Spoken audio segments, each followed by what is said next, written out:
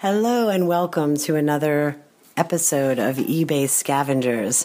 Today we are on episode 52 and we are in East Hampton, Massachusetts with Libby and Tristan, who have had an eBay store for some time and are weaving in and out of their use of their eBay store. So we're going to hear their experiences today.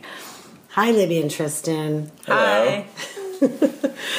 So thanks for having us in East Hampton. We're having a nice time, and we have fall foliage, and we haven't had time to go to a yard sale because we're here during the middle of the week. We'll talk to you about your yard selling and things like that. So this is Mikey, and I wanted to ask Libby and Tristan about their beginnings with eBay and how they got started using it. Maybe, I have no idea how you guys got started using it. Well, it was mostly our friends being like, we have an eBay store and it's awesome. Why don't you have an eBay store?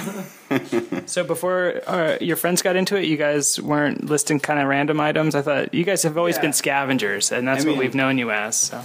Yeah, casually, as like regular eBay users, sort of, we might have something to get rid of or something we want to find, or we might have found a good thing that we wanted to get rid of, or, things like that.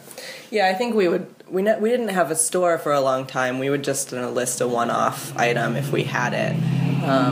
But really, we did a lot more selling. We would have tag sales or sell things locally for a long time. But it was never, supposed to be part of our income at that point. So I think when we started learning that friends of ours, like you guys, were doing this as a real source of income, we thought that it would be a good fit for us because we are scavengers and people are always coming to our house and asking, where did you get this awesome piece of furniture, or where did that come from? This is the coolest thing. And they're always kind of astonished that we got it for $1 from a tag sale. So I want to go back just a bit because you're reminding me. So, when we first met you guys, like some of the funnier things we learned from you were like dumpster diving. So we once went to your house and left with like a dozen packs of frozen pre-cooked bacon from the Trader Joe's dumpster. And we were like, yeah. And then when we left you, me and Mikey started diving into the Trader Joe's dumpsters and pulling out all sorts of amazing stuff. So you were teaching us about scavenging in a different way. And actually, as I sit here right behind you, Tristan, I'm seeing an item that we had scavenged that wound up with you. What is it? Well, it started out as a hi-fi speaker from the 50s, and it has tubes in it. And you guys were like, well, I don't know what to do with this. Nobody knows what to do with it. So I took it under my wing, and I converted it into a tube guitar amplifier. Sweet. So Libby, you were just saying, your friends were noticing you got all this great stuff from yard sales, and you sometimes sold stuff at yard sales of your own. I'm curious to know what your experience was in terms of value selling at a yard sale versus when you switched to eBay. Oh, yeah. The yard sale thing would just be like, quick cash, we're leaving town and we have too much stuff, let's get rid of it.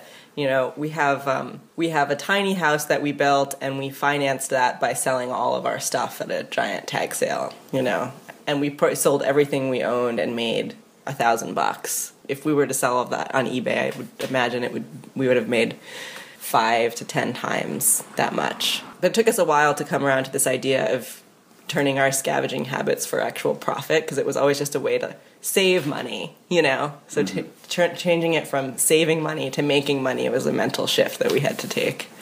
So when you guys made a shift from, doing tag sales and just kind of furnishing your home into like opening an eBay store and consciously selling, what kind of items did you find you were experts at? Well, a lot of the things that we were looking for ourselves and finding too many of that we didn't need that many of. So like popcorn poppers or kind of fun vintage electronics things. For me, camera lenses are something I like to collect that I have too many of. So things like that I realized that I had an eye for that I could quickly identify the value of. I like mid-century housewares, and I do a lot of shoes. Sometimes you get really lucky going to the thrift stores around here and somebody just dropped off their whole, vintage shoe collection, and you can get amazing stuff. Mikey, they're just like us. So Mikey specializes in electronics, old electronics, and I like mid-century modern houseware stuff. Except Mikey is the shoe guy. He likes women's shoes in particular. It's embarrassing. It's always embarrassing just being the only guy at the yard sale buying a bunch of women's shoes. But And part of me wants to do more clothing, especially men's clothing, because I'm attracted to it, but I find it really annoying to deal with once I have it. And also, Tristan has a really terrible dust mite allergy, and so he gets the sneezes, and it's all over. We can't even get through the listing. I also have no patience for men's clothes because I search for them for myself all the time, and I don't really like. And Libby's like, "What do you think about this shirt?" And I'm like, "Yeah, it's a shirt." But I don't know that it's worth something because I would never buy it because I can find them myself. You know, for myself, it's not something I have to like go out of my way to find. here in East Hampton, where do you find your merch? Like, what kind of sales do you like to go to, or what are you into? Well, tag sailing is really big here. There are the big tag sale days, and our maps, you know, like the iPhone app, I forget what it's called, but you load it up, and it's just like covered with pins. Wow. Like you can't see the map. 80 there are so many sales in a pins. 12-mile radius on one weekend. And then there are a number of large flea markets that are just packed as well. One in East Hampton that's like annual or biannual, and then in Hadley, a town across the river, every Sunday there's a flea market as well. But this area, I think, is a little different from some of the other areas where friends scavenge because it is a little more picked over. I mean, you have to get to the sale early. By 10 a.m., there's nothing good left. So you just have to count on the principle that all of the scavengers won't pick the same sales to start out at if there's 80 sales, and you just have to do what you can and plow through it really early in the morning. Yeah, it's partly because there are so many, thrifty people in this area who have learned that you can, get the things you need by, tag sailing. And another huge resource for us is the 5 colleges.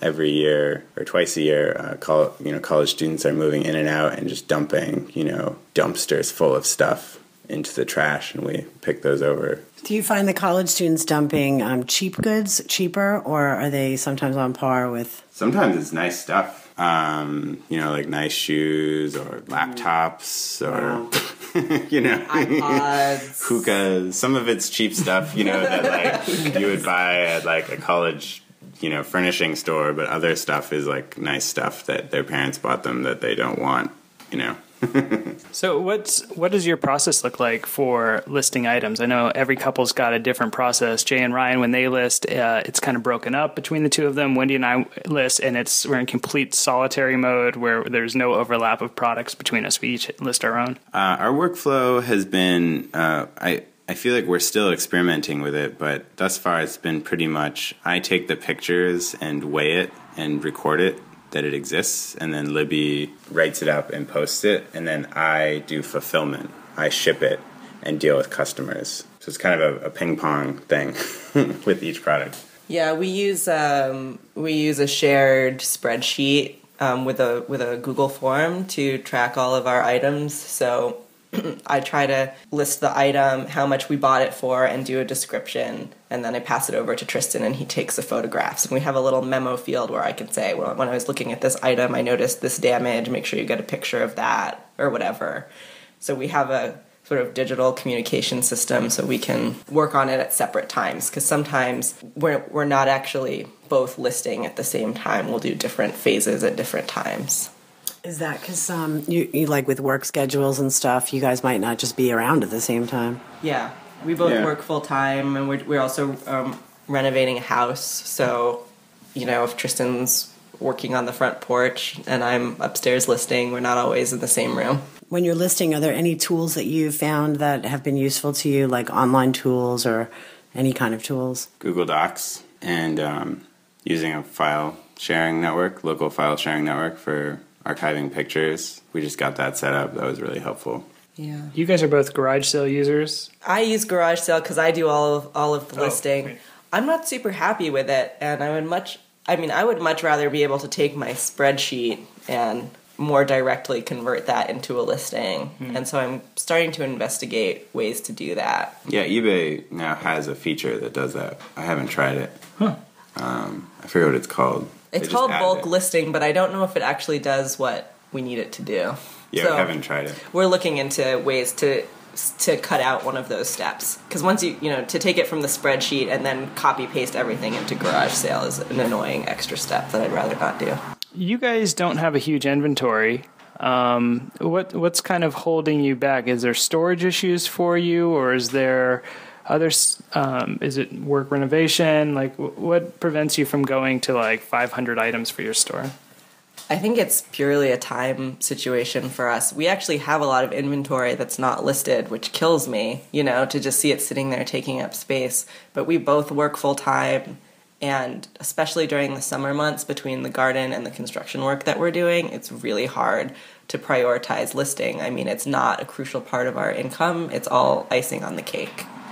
And I think I'm holding out hope that we'll find a way to carve out regular amounts of time for it in the future, but it might be a seasonal thing for us where we can do more in the winter, collect inventory in the summer and then get it all listed in the winter months when we're doing less work outside. Yeah. Have you found, what you're describing to me sounds like the adaptability of eBay. Like, unlike other things, it's there when you're ready to do it. And then you can just let it like kind of settle and then you can come back to it, or like, whoa, we need some money. Hey, let's throw some, it sounds like you use it in the same way. It bends with your lifestyle. Yeah, definitely. I think that's really important for us because it also just feels like extra security if one of us were to lose our job, or if we did want to undertake a larger renovation project and we needed extra money. It would be easy to make time to make that extra money, and I feel like it scales up and down so easily. You can totally neglect it for months and sell very little but still make some money, and you're not really hurting. At least at the level that we're selling at, we're not hurting our ratings or our reputation by taking breaks. Yeah. Is there anything that doesn't work for you about eBay? Like, did you have any issues with returns or customers or eBay policy or anything that comes to mind that left you with like a bad taste in your mouth? Or it's really just an ideal moneymaker when you feel like using it? Yeah, I haven't had many issues. We don't do such a large volume that we've encountered like that one crazy person that you get every 100 sales. I mean, we've done more than 100 sales, but I don't know. It's been relatively painless so far. Yeah. We just got our turquoise star. That gives you an idea of where we're at. We're like in the really, beginning here. We just got over 100, positive feedbacks. We've had no negative feedback so far. We did actually just have our first person who wasn't happy with their item. It was a watch we had sold that said very clearly in the listing, there's no battery, it wasn't tested as is. And they wrote and said, there's no battery. I either need a new battery or a refund because the watch doesn't work. And so I just wrote back and I said, that's fine if you want to return it. Just so you know, this is what it said in the listing. And I never heard from them again. That happens. Sometimes people just are too lazy to send something back. Yeah. Thank goodness. All right. Well, great. This was episode 52 of eBay Scavengers with Libby and Tristan in East Hampton. Thanks, guys. Thank you. Thanks, Libby and Tristan.